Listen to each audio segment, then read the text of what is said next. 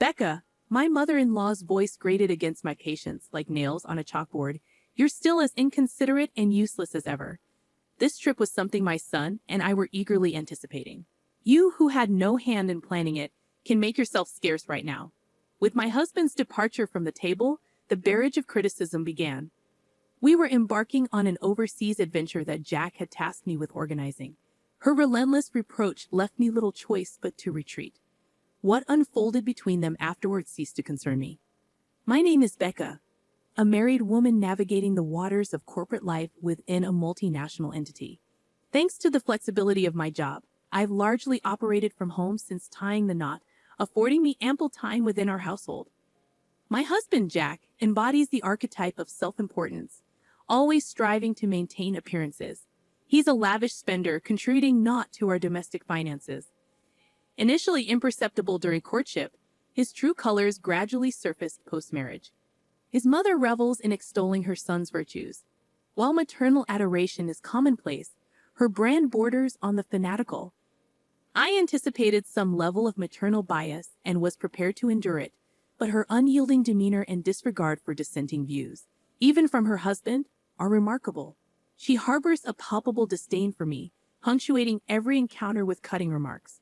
She takes particular umbrage with my reliance on my husband's earnings. "You're young. Get a real job," she chides incessantly.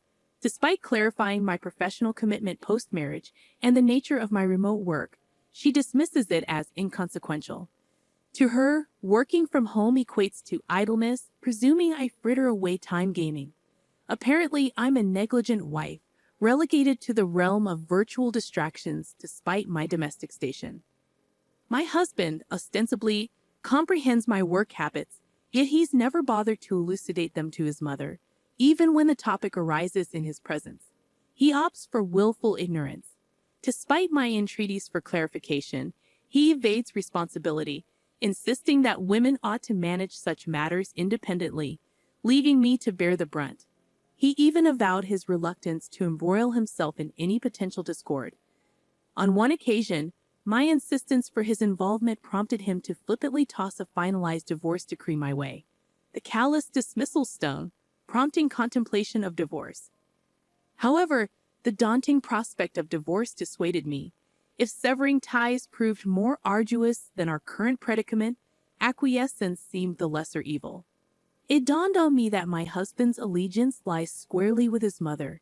It's exasperating, but I'm compelled to navigate her presence deftly while sidestepping confrontation.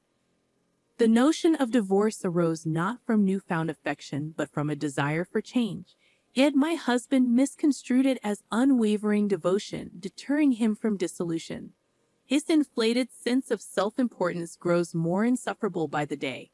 While childish pretensions can be endearing, in an adult they're simply off-putting.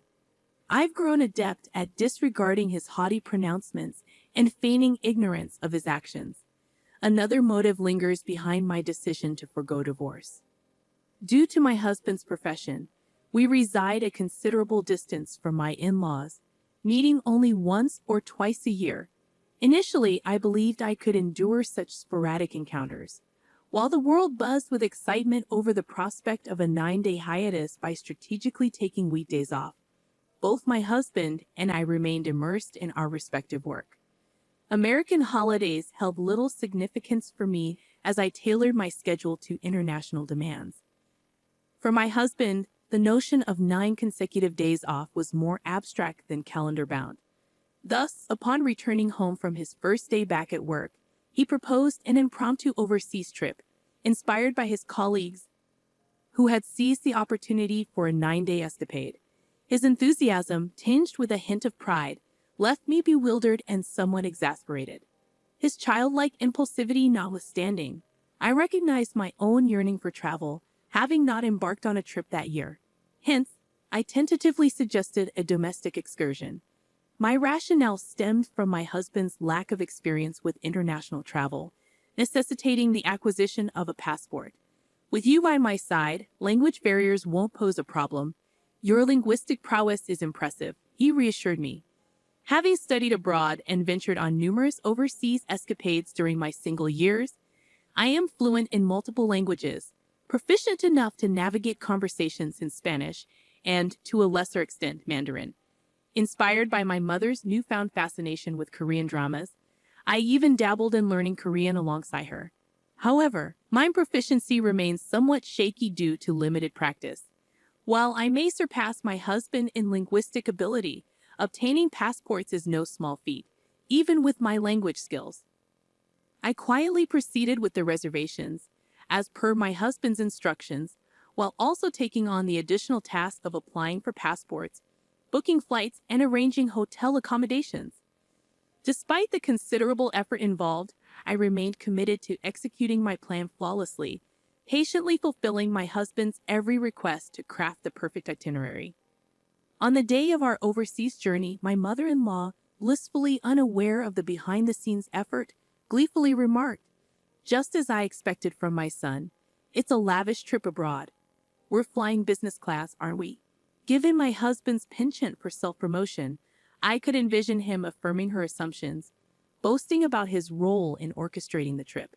In reality, however, I bore the brunt of the arrangements while my husband remained inert, leaving everything to me. To compound matters, both of them, with scant airport experience, wandered aimlessly as I navigated the procedures alone. Even as boarding time approached, and I frantically searched for them, they showed little concern, instead attributing any inconvenience to my supposed desire to abandon them for personal amusement.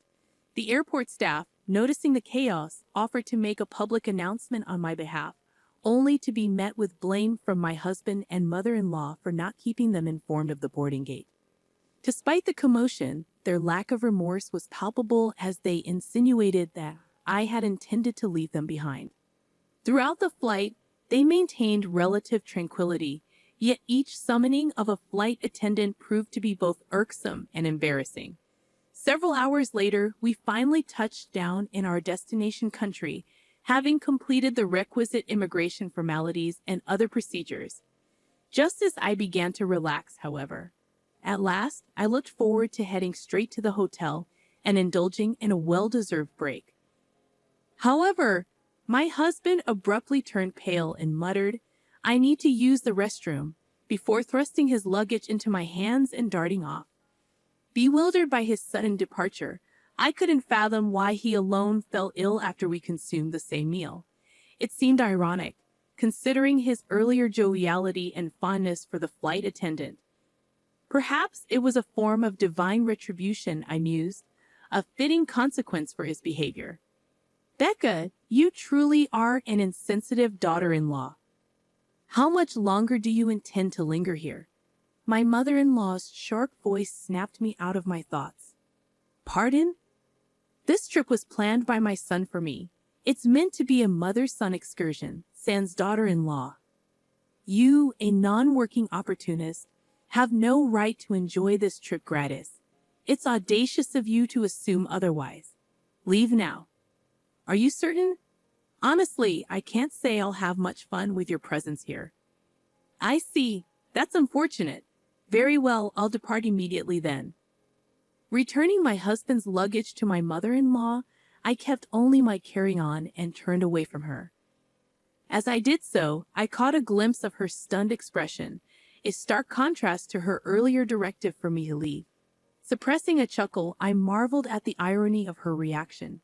Meanwhile, my husband's frequent trips to the bathroom kept our paths from crossing. Fortunately, I managed to secure a ticket back to America, boarding a flight bound for home. Initially, I had entertained the idea of finding an opportunity to return solo. Had our relationship been more amicable, I might have welcomed the chance to act as a tour guide. However, with that mother and son due, the prospect only filled me with dread and promised no benefit. I can't help but grin at the thought of my husband and mother-in-law, both limited to English, left to navigate without me. While they could rely on smartphone translation apps if they put their minds to it, I doubt my husband, with his penchant for boasting, would stoop to such measures. After safely completing a few detours, I made my way directly to the luxurious hotel where my parents awaited. Following Jack's advice to honor my parents, I treated them to a lavish trip in upstate New York. they would leisurely traverse the popular scenic road, savoring the breathtaking landscapes and culinary delights along the way. I managed to rendezvous with them ahead of schedule, much to their astonishment. As I briefly outlined the situation, they were taken aback, marveling at my compliance with Jack's unusual request. My phone incessantly buzzed with calls and messages from Jack, all of which I chose to ignore.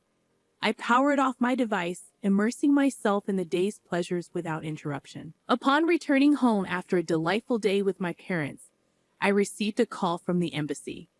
According to their account, Jack returned from the restroom to find his mother, my mother-in-law, sitting alone.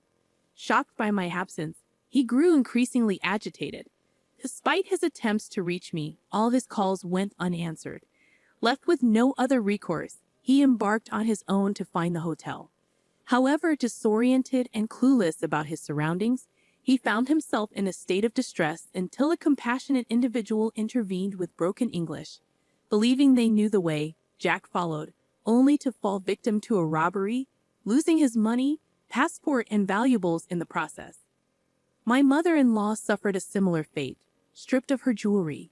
Eventually, Jack was discovered stranded on the street, bereft and vulnerable, prompting the police to intervene and refer him to the embassy for assistance. It was through this intervention that he managed to reach out to me. The embassy official requested that I retrieve him, citing his inability to access funds due to his stolen wallet containing his bank cards. However, I found myself questioning why I, a virtual stranger, was being tasked with this responsibility. I clarified that I was no longer associated with the man in question, having retained the divorce papers he had once flippantly tossed at me. While I had initially chosen to forego divorce proceedings due to the anticipated complications, this latest ordeal had pushed me to my breaking point. With divorce papers completed, I wasted no time heading to the hotel immediately upon landing back in the States. To my astonishment, the divorce proceedings proceeded smoothly without any hitches. I had already secured a new residence, with the lease signed alongside my travel arrangements. The thought of using the furniture once shared with Jack repulsed me, prompting me to opt for all new furnishings in my fresh abode. Consequently, I packed for both my trip and the impending move simultaneously. All that remained were my work essentials and cherished wardrobe items to transport to the new place. I arranged for the remainder of my belongings to be shipped by courier at a specified date and time. With no further inquiries from embassy staff, our conversation concluded. Later, it transpired that my former mother-in-law had implored my ex-father-in-law's assistance, facilitating the return of my ex-husband Jack and ex-mother-in-law to the States. However, Jack, still seething with anger, reached out to me. "You abandoned me, divorcing me without my knowledge," he accused, his voice laden with indignation. "No, I merely followed your mother's directive to depart. If you have grievances, address them with her. And do consider the business class flight I arranged for your return as my parting gesture," I retorted calmly. I reminded him of his own initiation of the divorce proceedings. "Do you think such excuses hold any weight? How much further do you intend to humiliate me?" Jack snapped. "Humiliate you? Interesting choice of words. I could regale you with a rather compelling anecdote if you're interested," I teased. "What is it?" he inquired, his curiosity piqued. "So, did you know you're a regular at an adult entertainment club? Seems you've got quite a thing going with a particular favorite there, huh? Instead of contributing to the household, you're pouring your funds into her, but looks like things got out of hand when her demands skyrocketed, didn't they?" I had an investigation agency probe into a debt collection notice addressed to Jack, which had landed at our doorstep. While Jack had always been generous with his spending, his obsessive tendencies were becoming concerning. Interestingly, his favorite entertainer's sentiments revealed a different story. She hoped that by continually asking for more, he would eventually lose interest and stop coming altogether. I wonder how Jack felt upon hearing that. That's quite the embarrassing revelation, wouldn't you agree? Keep causing a scene or contacting me, and I'll have no qualms about airing your dirty laundry to your employer. Understood? For someone like Jack, whose pride was paramount, being spurned by the object of his affection would be an excruciating blow. The thought of such a humiliation becoming public would undoubtedly be mortifying. Jack, who had previously been confrontational, simply responded with a weak, "Understood," before abruptly ending the call. A few days later, my ex-father-in-law reached out to me. He disclosed that he, too, had severed ties with my ex-mother-in-law. While I initially saw no reason for his contact given our severed familial connection, it became apparent that he wished to expose my ex-mother-in-law's true colors, given the shared mistreatment we had endured at her hands. My former father-in-law, growing suspicious of his wife's activities, conducted an investigation during her absence and made a startling discovery. His retirement savings had been drained. The funds, it appeared, had been funneled into beauty treatments and cosmetic procedures. As someone not well versed in such matters, I remained completely oblivious to these developments. When pressed for a female perspective, I found myself at a loss, as I had failed to discern any noticeable changes. Perhaps the infrequency of our interactions, limited to once a year, rendered any alterations more pronounced. Nevertheless, I genuinely had not observed any significant transformations. In a moment of perplexity, I even queried my former father-in-law, "Are you certain these expenses were for beauty treatments?" Despite the substantial investment, there seems to be little discernible change. It appeared that any alterations were subtle, visible only to my former mother-in-law herself. It felt akin to pouring money down the drain. Predictably, my former mother-in-law, left destitute, sought refuge with her son Jack. However, Jack, once the pillar of the family, now finds himself drowning in debt following our divorce. He's even lost his apartment due to unpaid rent. Currently, both he and his mother reside in a dilapidated, drafty apartment. Despite their dire circumstances, his mother shows no inclination to seek employment and adamantly refuses to forego her beauty treatments. As Jack grapples with the daunting task of repaying his debts, the added burden of his mother's beauty expenses takes a toll. I've heard he's working tirelessly just to stay afloat. The pursuit of a grandiose facade, despite a diminishing quality of life, appears to persist unchanged. If they find contentment in their current circumstances, I won't interject. However, rumors have circulated suggesting a decline in the quality of the beauty treatments, resulting in a noticeable deterioration in her appearance. For my part, I value the tranquility of the present moment, where I can focus on enhancing my work without external pressures. This situation has prompted me to reconsider the importance of living within one's means.